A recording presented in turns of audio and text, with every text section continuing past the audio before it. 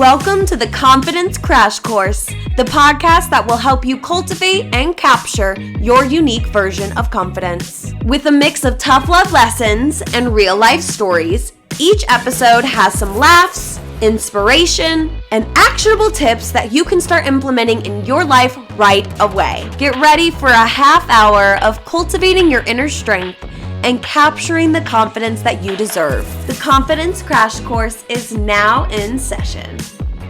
Hello, Confidence Crash. Confidence Crash. You are listening to another episode of the Confidence Crash Course. I am your host, Chloe Chase. Are you guys getting used to hearing my voice? Or are you watching me right now? If you are not watching, maybe you should, because I think I look cute today. I'm giving like sexy sultry trucker and I'm really into it. So if you don't feel like just hearing my voice today and you want to join me on YouTube, please do. Come and have some fun. This is the 4th episode of season 2, but this is our episode 9. If you didn't know, 9 is my lucky number. 9 is like my heart number. And I thought, you know what better time than to finally get a little more personal and get into the deep dive. I said this in episode 1, the Confidence Crash Course isn't necessarily for me, it's for you. But it's also, you know what? Fuck that. It is me. It is for me. It's my podcast. It is my podcast. So I think that I'm allowed to have a bio at some point and talk about myself for an entire episode, and that episode is this one. So we are going to it's a me. It's just me today, and probably for the best because this will be interesting. I thought it was time to look into my personal confidence arc. I don't want to call it a journey just because I'm really burnt out on the word journey from watching way too much Bachelor and Bachelorette. But I like the word journey, but it implies that there's a destination. And I don't know, call an arc, a character arc to me sounds a little bit more, you know how I feel about words, guys. It just feels a little bit better to me because it's it implies there's an ebb and a flow and there's things that make them the way they are, whatever. So I want to talk about my confidence arc today. And I thought that this fit really well into realistic confidence because I think what I have that's a little bit different, and I'm letting you into my brain right now, is that I have a little bit of delusion. All good confidence honestly comes with just a little bit of delusion, and I sprinkle a little delusion into my life every single effing day. So I thought that it was time to really, the learning part will be the delusions, that'll be the fun, but to jump into my confidence arc. Yeah. So for any story, I guess you're really supposed to start at the beginning, but I really don't like to dive too deep into the beginning because it gets muddled, and I feel like we've all been there. We all know how childhood is. We all know what puberty was, but just to lay the groundwork, I did cultivate a lot of my confidence psychologically through my confidence, through my accomplishments and my success, both academically and sportily, athletically. Oh my gosh. See, this is why I have John around, because he just remembers what the real words are supposed to be. But I accomplished a lot very young. I was the oldest. I am the oldest daughter. I am the oldest grandchild. I was the first. I was all of that. And I was also,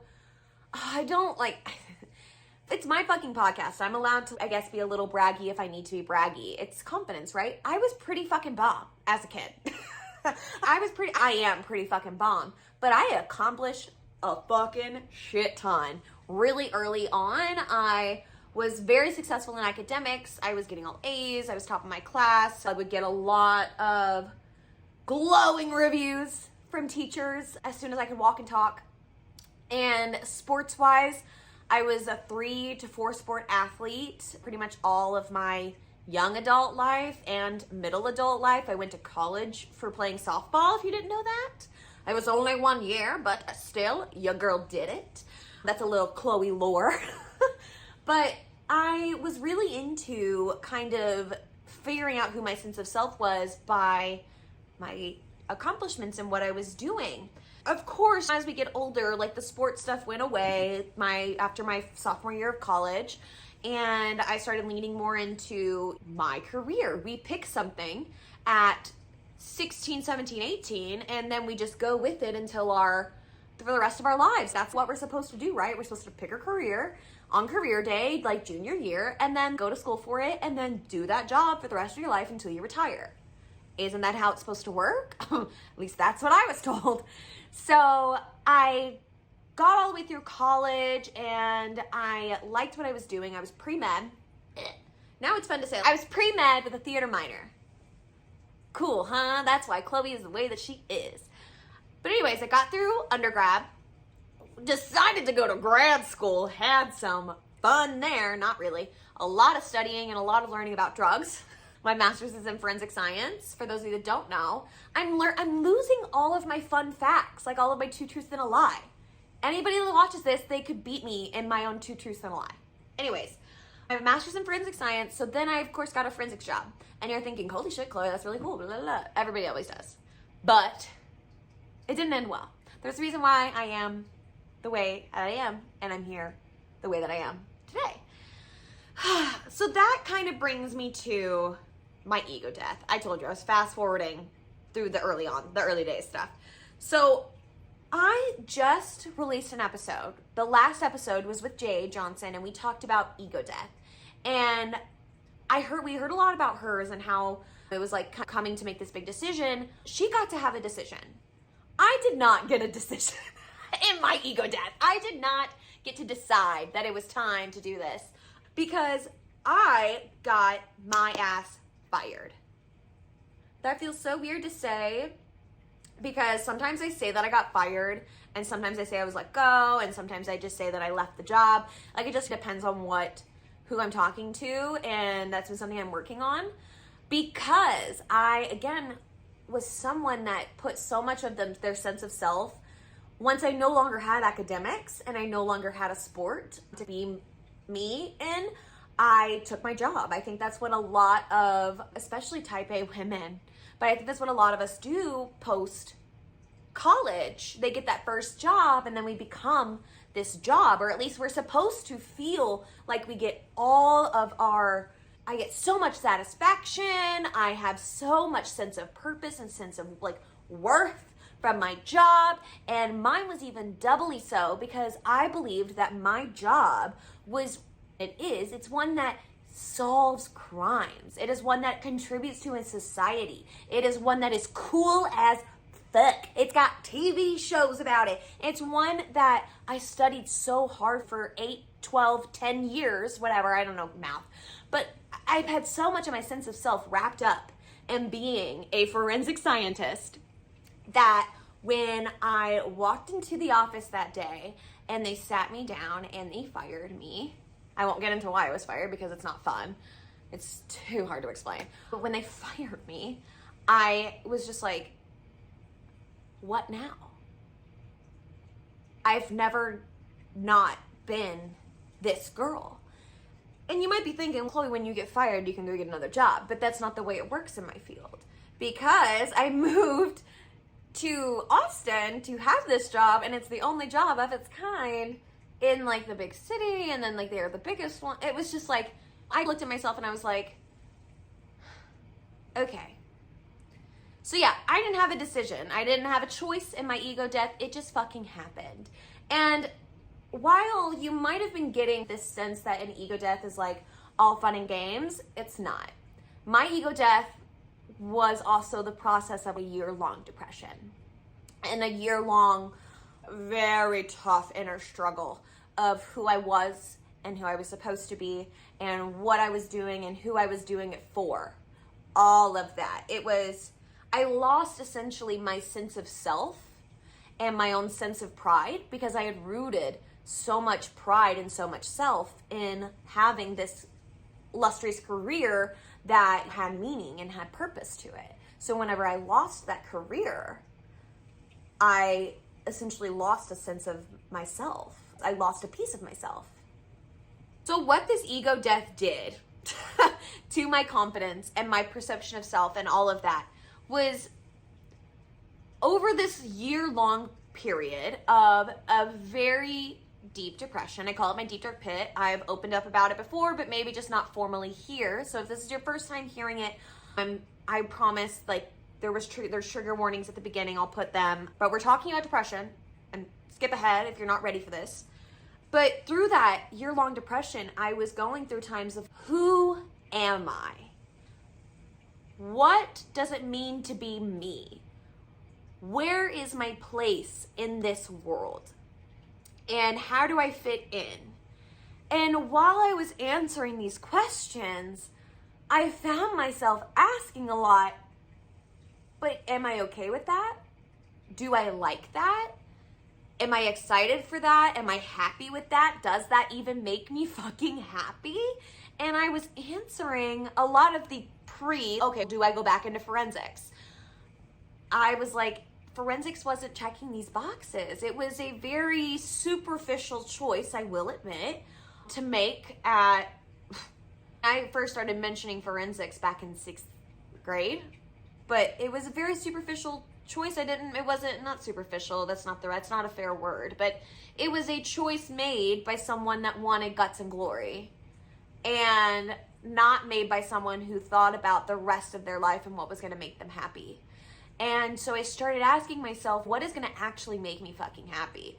And instead of trying to find things that like forcing things to fit into these guidelines that I was trying to set, these personal boundaries that I was trying to set, and like forming who I was. And I was finding that these things just didn't align, and I was trying to force them into boxes that they just don't belong in. And I was like, why am I forcing a square to fit into a circle when I can just go make my own circle out of these 2 half moons? Because I've got these 2 half moons, and I'm very happy with these 2 half moons, and they come together to make a circle. So why am I over here trying to make this square fit when it's not what's gonna work, and it's not gonna make me happy? I would have to trim off a lot. I would have to really work hard, or I would even have to no longer be a circle and make it a square. Wow, what a metaphor. But it's true. Like, I was trying to force square, like a really high stress job, a job that, you know, has a lot of glory, but doesn't have a lot of people connection. I was in a lab by myself for 8 to 10 hours a day with no windows. Do you understand why this didn't go well? But I was trying to fit this box into the circle that I am. And that's just not gonna work for me. While it can work for others, while you might be thinking like, okay, I'm a square and I've got 4 triangles over here that makes a square, or I've got 2 little squares and they make happy for you, but I'm just not a square, I'm a circle. So it just didn't work for me, and I started realizing like, okay, this is what I want, this is what I like, and this is what I can do to get it. And not everything has to be done right now. Oh my gosh, just letting go of that. But what was interesting to me is, like, I say all the time, I love finding like the word, or if I love when things fall into place, and that's where realistic confidence piled in. Because I would say actually that I have been known as the confident girl, or like you would assume, I guess it would be assumed that Chloe is confident for forever. Don't get me wrong, I was a very confident little girl, and I was a very confident teenager, and I was a very confident 20 something, and I'm a very confident, oh my God, I'm a late 20s. I forget this all the time. I am, but it was a little bit of not real. Not a little bit. It was a lot bit not real. It was a lot of fake it till you make it. Not the thing to do anymore, guys. So I was able to settle into realistic confidence. That's what a lot of this ego death, that year-long deep dark pit really got me to, was that I started coming up for air whenever I started setting realistic expectations, realistic goals, coming to peace with the things about me that literally I cannot change, coming to peace with the things about other people that I literally cannot change. Even if I was God, I couldn't change it. So coming to peace and terms and getting real and aware about all of these things about myself and how I was viewing the world, and just realizing like, that's how I'm gonna be. this is just how it is. And the things I don't like, I'm gonna fucking change. And the things I do like, I'm going to dive deeper into. And we're just gonna be me. And then the world opened up and the rain stopped and the sun shined down. And then I'm all happy now. Just kidding, that's not how depression works. I know that. But that's, again, why we're here and why we're talking about realistic confidence. So at the beginning of this episode, I told you that what I have developed in my own little fun brain of mine is I've developed a little bit of a delusion, and that's not true. I want to go into this next section of the podcast and like with a little disclaimer of, guys, everything I'm about to say is supposed to be taken tongue in cheek. Everything I'm about to say is not literal.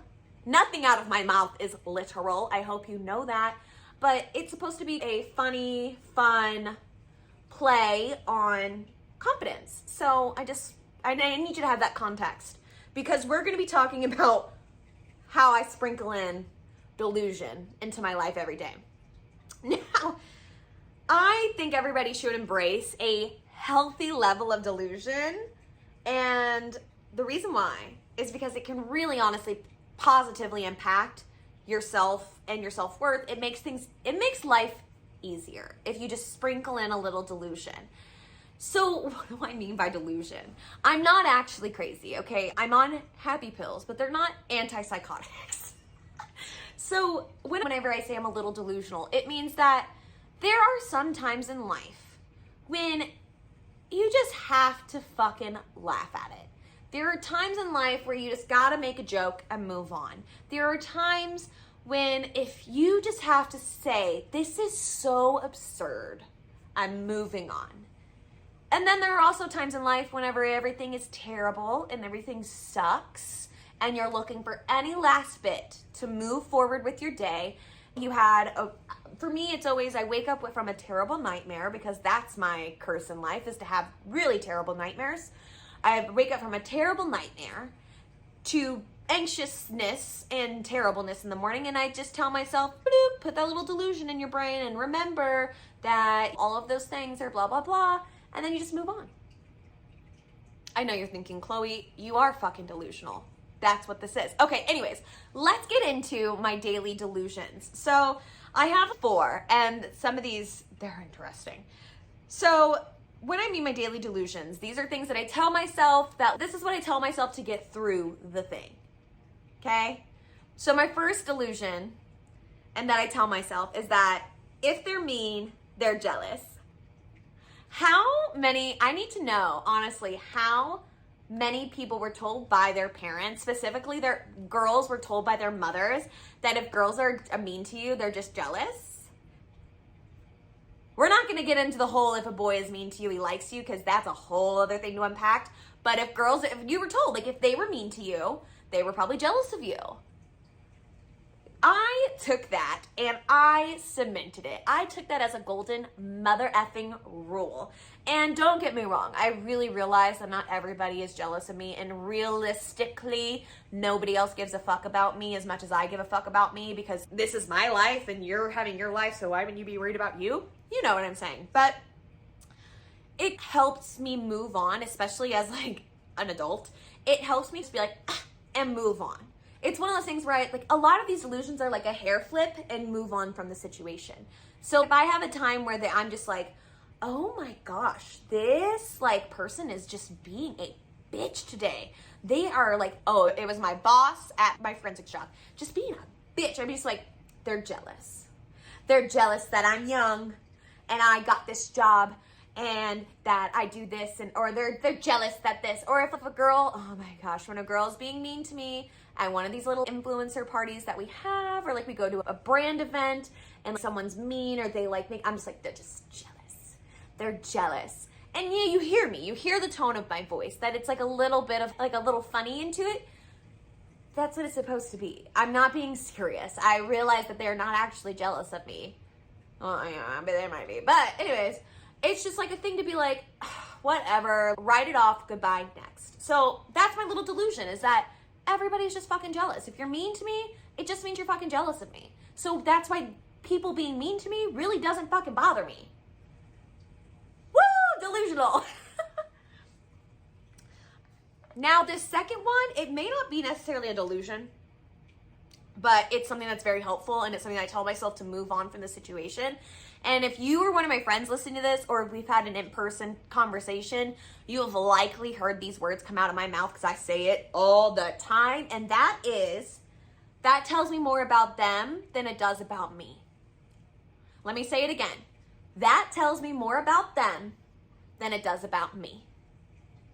So for instance, I use this for an example. I use this in times of, if someone is being rude to me, if someone is late, or maybe like I see a character flaw, or they're handling a situation in a certain way, I use this as the way that this is being handled tells me more about them than it does about me. Because I know about me. I know how I'm handling this and where I'm coming from.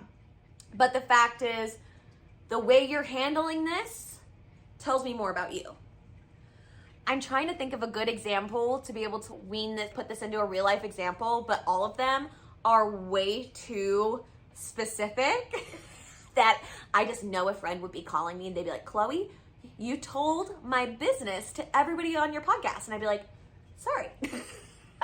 So I can't give you any more examples, but I encourage you to use that like quick sentence, that quick rhetoric, the next time that something is happening and it just feels unfair. That's the key. If it feels unfair, that tells me more about you than it does about me. It's a good refrain. But it's a little delusional because that tells me more about you than it does about me. And then I walk away from the situation, I move forward, whatever. Third little delusion that I sprinkle into my life is that I truly believe sometimes I'm on a reality show. This really helps if you feel trapped in your own brain sometimes. No, that's me. I'm trapped in my own brain. But if you're going through a situation and you're thinking, I don't know how I'm being viewed right now, or I don't know how this is coming off, that would be a lot of I did worry a lot before my ego death of how I came off and how I'm coming off. And so I thought about how it is on like a reality TV show where people are always like, my edit was this way, but I was this way. And that helps me remember that I'm just getting a bad edit right now. Like everything, all my friends hate me right now. No, not really. Like my friend's mad at me and I'm doing shitty at my job maybe, and I feel like I'm failing as a partner, and also my dishes are all dirty, and my cat doesn't want to hang out with me because they sense that they hate me, and la la la. You're just getting a bad edit. That's just a bad edit for this season, baby. Like season 2's coming, season 3, season 4. Like you have time for the arc. Don't worry. Life is a TV show. Life is a TV show. Now, my last delusion, I guess technically isn't a delusion. Do you see what am I even doing with my life? But it's something I wanted to slip in here. And it's that everything is subjective. Everything. If you want to talk to me and we're like yippee yapping and you say something I don't like and I don't feel like fighting with you about it, everything is subjective. Oh, you believe that this and this and you can do that and this, everything is subjective. Oh, you think that the way I handled this wasn't right? Literally everything is subjective to your own personal story, okay? My biggest pet peeve is hearing along the lines of, I handled that and I did it. Like I got up every day whenever I was in depression and I did this, or I was able to do this and that, and me being sick didn't stop that, or I was able to accomplish this and that. And I'm like, everything is subjective. The easiest thing to you could be the hardest thing that I have ever gone through. And likewise, the easiest task to me could take you hours and be the most complex brain teaser that you've ever encountered. Everything is subjective to every person. So if you just add in a little delusion to it, take it 5 steps further, not just 1, 5 out into Delulu land, okay? We're in Delulu land. And just make it up as, oh, that lady ran that red light. Everything is subjective. I guess they don't believe in red lights in that person's world. Oh, that person really effed me over. And like we did an assignment together and that person really didn't. Like hard work is subjective to everybody. It's just, again, these delusions are really easy ways to go boop, next. Because that's so much of life.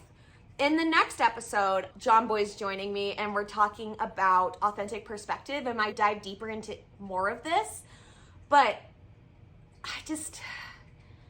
to be able to open up my own brain to you, my listener, and have you listen and have me, I don't know.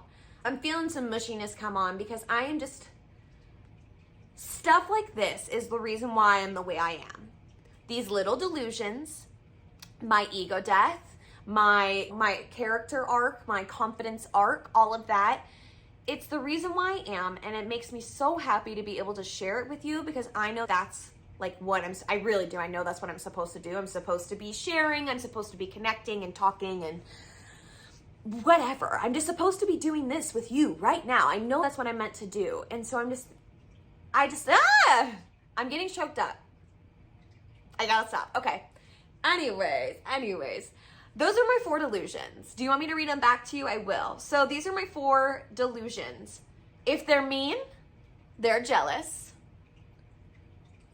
The quote, that tells me more about you than it does about me. It's my reality TV show. I can plot twist whenever I want to. And everything is subjective. So while I always encourage everybody to be like, yeah, adopt what Chloe is doing, take the bits that you need, turn it around the way you need it to turn around, make it realistic for you, and please send me what your delusions are, because I feel like we've all got at least one. We've all got at least one. So if you don't, let's sprinkle in a little bit more delusion into your everyday life, and let's just keep these like confidence arcs going, okay? Okay. So thank you so fucking much for listening to another episode of the Confidence Crash Course.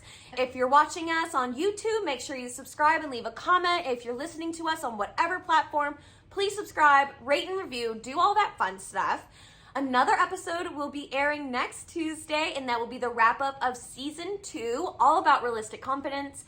And I'm just so excited for this episode to come out because, oh my God, you might need to message me and say, Chloe, I listened, and just know that you're not crazy, or I'm not worried, or I don't hate you. You know how it is. Like when you open up and you bare your soul and you're like, here's my story. Please don't hate it. But you know what? Also, if you don't like it, you're just jealous. Bye.